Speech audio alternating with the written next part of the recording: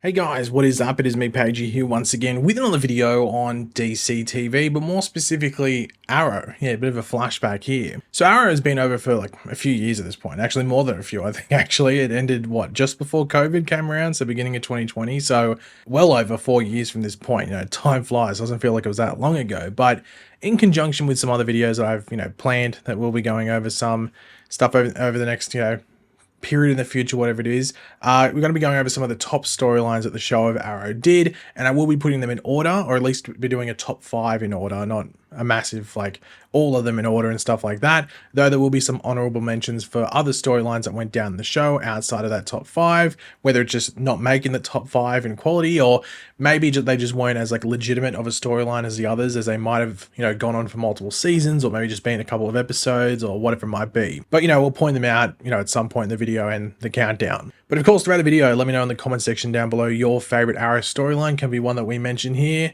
You can leave your own top 3, or it could be one that we don't mention. You want to put a bit of a spotlight on it. Just let me know in the comments. And of course, if you're going to enjoy the video, want to show your support, drop a like. Takes 2 seconds. So as you'd expect, in a countdown, this being a top 5, we will be starting at, wow, we've all guessed it, at number 5. So at number 5, I actually have, I guess, like the final storyline that the show ever did, and I'm not sure if it has like an official name or anything like that, and what everyone specifically calls it, but I've always called it this, even when it was happening, like as the episodes were airing. So I'm going to stick with what I call it, and that is Road to Crisis, or The Road to Crisis. Now, I have been pretty open about not really liking it too much whenever the kids from the future are on screen in this storyline. It just felt pretty unnecessary, and I mean, let's be honest, just like a bit of a doorway or setup for a spin-off, which we saw in the backdoor pilot later in the season for Green Arrow and the Canaries, which of course did not get picked up. But outside of that, I thought the episodes in this storyline leading up to Crisis were some of the best, especially like the first 3 or something of this season. Mainly, they just had minimal characters, like mainly Oliver, Diggle, and Earth 2 Laurel. Those were the 3 characters we're hanging around with, and it just allowed for some great focus amongst them, which also allowed the guest characters in the respective episodes to shine as well. Like, some of the best weeks watching and covering Arrow were with this season and this, Road to Crisis thing that was going on at the beginning of season 8. So yeah, I think if some might not even think about it, but it just always stood out to me. Maybe it was just because it was the final season and everything like that, but the hype leading up to it was so fun, and actually just watching it as well was really well done and just enjoyable. At number 4, I have the prison arc or storyline from the start of season 7. Now, of course, this was set up right at the end of season 6 with Oliver Queen being arrested, and while season 7 as a whole didn't really stand out, and it did unfortunately fall away at the end, it just didn't hold on to what this storyline set up in season 7. It wasn't awful, it just pretty mid by the end of it. The prison arc at the start of the season was top tier Arrow, which is sort of funny because Oliver Queen is not wearing the Green Arrow suit at all in this story arc. He doesn't wear it once. He is just in a prison uniform pretty much the entire time. Actually, I think he's naked, and he is, isn't he? Isn't it like the shower scene? Isn't he like naked in one of the fight scenes? I forgot about that. But him being in this like encased or enclosed or just minimal area with criminals he put there just created great episodes, great tension and everything like that. And this did lead to some stuff later in the season with like the Star City Slayer being out in the loose, which was, revealed to be his one confidant in prison, that being Stanley Dover, who always felt like he might be a bit sus. And then, of course, those suspicions, played out. Also, even like in the outside world during this prison storyline with the rest of Team Arrow without Oliver was also interesting to watch and see how they went through stuff, though it was what was happening inside Slabside Maximum Security Prison that was the most interesting. But before we get into the top 3, I thought I'd quickly mention a few honorable mentions, ones that a lot of people might be thinking about putting in their top few storylines or whatever it is. And it's weird because I do mention something else in this season later on, but I thought this is a different part of that season that I really enjoyed, and it is a storyline that I thought I'd include. That's the season 5 flashbacks. That story in the season 5 flashbacks in Russia, I thought it was fun, really well done, and really complemented everything that was going on in season 5.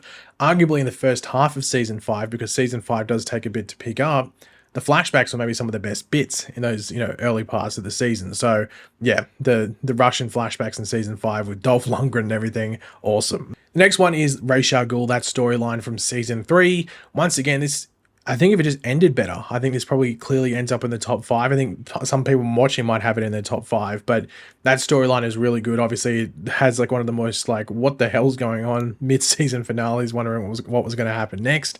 But yeah, it just sort of falls apart at the end, unfortunately, and it just makes you wish that it just held on a bit longer. But it's still a solid watch. It's just the ending which sort of, you know, falls off a cliff, if you want to put it.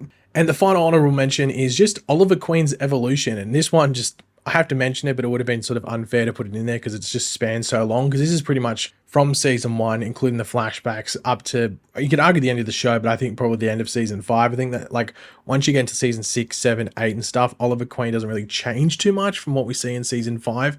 While season 5, I feel like, is the end of that, like at least character journey and him changing and everything like that. So I think you have to mention that. Here we go into the top 3 storylines, in my opinion, that Arrow ever did. And number 3, I have the Merlin storyline from season 1. And this isn't just involving Malcolm Merlin, aka Dark Archer. Of course, he's the villain for the season, but it's not just involving him. You know, this also includes Tommy Merlin, but also just the mystery with the Queen family and who truly was responsible for the Queen's Gambit sinking and wanting Robert Queen dead, as well as learning why Merlin was doing what he was doing and just the overall connections to the Queen family and Starling City, as well as its current state and what's happening now. It wasn't just a great storyline and just season of television and a start of a universe and the start of a show, but it changed Oliver from the way he went about earlier in the season and where he went forward after that. You know, not a lot of people talk about season 1 and this storyline with Merlin and everything like that, but it is really good and fundamental for what Arrow became, especially in season 2 as well, with the follow-on from this. But speaking of the number 2, at number 2, maybe controversially, I don't know. Like, I think my first and second choice might be a cause of debate and what deserves to be number 1, but this is my list, so it's my choices and opinion. So at number 2, I have the Prometheus storyline from season 5. And though Prometheus is in, I think, the first episode of season 5, towards the end of it, I think, it is really the back half of this season where it picks up and I think hooked everyone watching. When Adrian Chase or Simon Morrison or Prometheus, whatever you want to call him, whenever he was on screen, you were just sort of just waiting to see what he would do next. And when he wasn't on screen, you were just wondering, you know, when he was going to pop up again and cause more issues for Oliver and the rest of Team Arrow. As he said, he was all those steps ahead and everything like that. He was a top tier villain, and this whole story, well, not the whole storyline, but obviously specifically the back half of it and the way it connected to previous seasons as well, mainly season 1, and just the climax of it right at the end, it was great as well. Like, I think this whole Prometheus storyline was really well done, and it's very important to remember this followed season 4. In a lot of people's opinion, it's definitely the worst season of Arrow, but some would say it's the worst season of the Arrowverse. I probably disagree. I think there's some other shows that had worse seasons than season 4, but it was definitely the worst season of the show. So for them to follow up the worst season of the show, I know some would say objectively, with this was a standout. So it's pretty crazy to think that that happened. But at number 1, my top storyline for Arrow, or the top storyline that Arrow ever did, is of course Deathstroke from season 2. And like, I do think that Deathstroke has just a tiny bit of an unfair advantage due to the fact that it does tie into flashbacks directly, where he plays into that story as well, which makes certain things in the current day of the story in season 2 even better.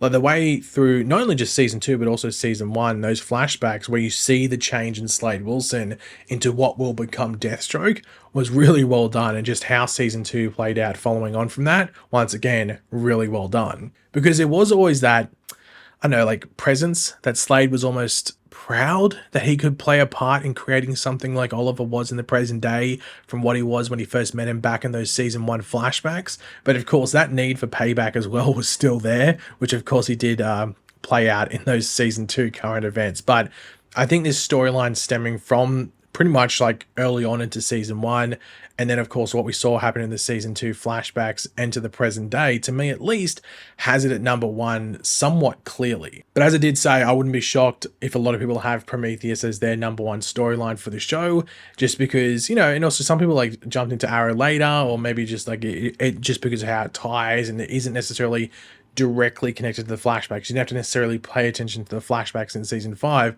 to understand the Adrian Chase story or the Prometheus story, because the season 5 flashbacks were focusing on different things. They were in Russia. While with the Deathstroke story, you have to sort of pay attention to the season 2 stuff, and it pays off in the present day. And that's maybe why I have it at number 1, because there is a bit of payoff from paying attention to the flashbacks and following that story into the present day story as well. But I can completely understand if someone has Prometheus at number 1.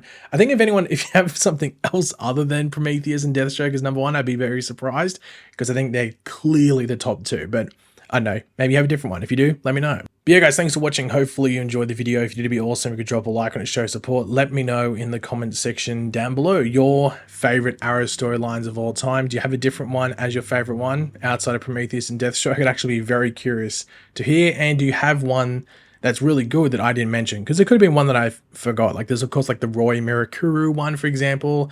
That was like a subplot of the main storyline, but I don't know, you might have something there, so let me know. And of course, if you are new to the channel, make sure to subscribe, and I'll catch you guys later. Goodbye.